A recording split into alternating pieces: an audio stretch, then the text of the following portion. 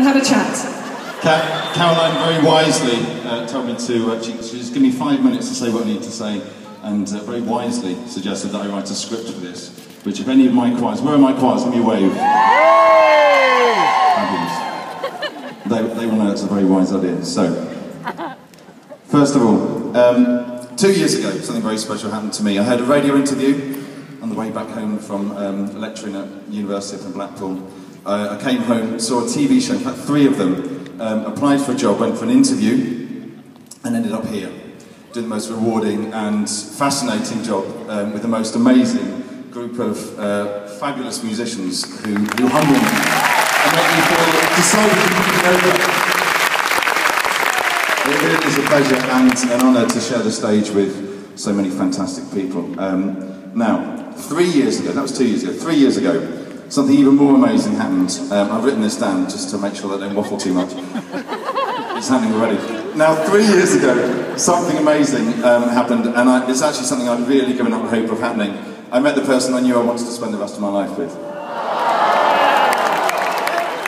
That may come as a surprise to her, or a shock. Not only, and you're going to have to stand there and listen to this, not only is she the most beautiful lady, inside and out, that I've ever met, but also the most humble, unselfish and giving person you could ever meet, and her name is Jo, my Jo.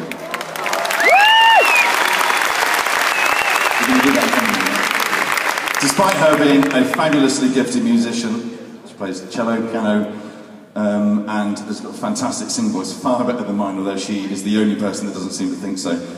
She's one of the most inspiring music teachers in the country, never mind just in the Northwest. She never shouts about it, so I have to do that for her sometimes, and it does drive her mad. Right at the moment, I think she's probably about to throttle me. However, she has, I think, been far too short of grand gestures in her life, despite deserving them more than probably anyone I've ever met. And I think everybody needs a grand gesture or two.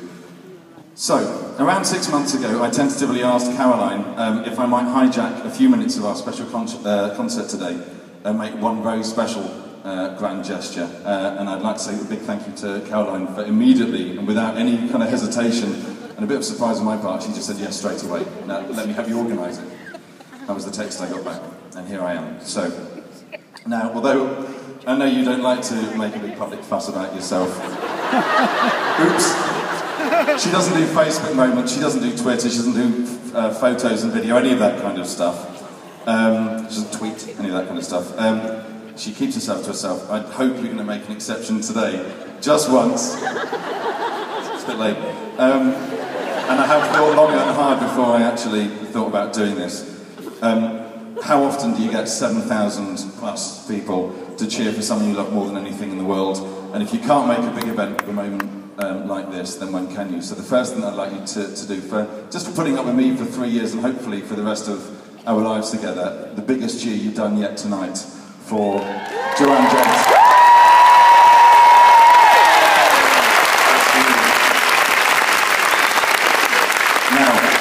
At the risk of embarrassing myself completely in front of the biggest room of people I think I've ever held a microphone in front of.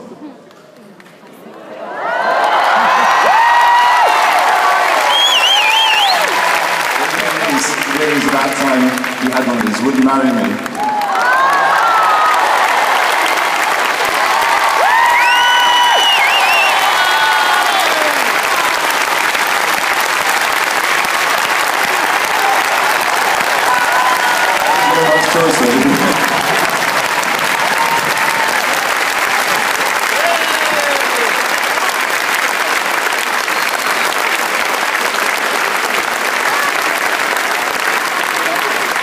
That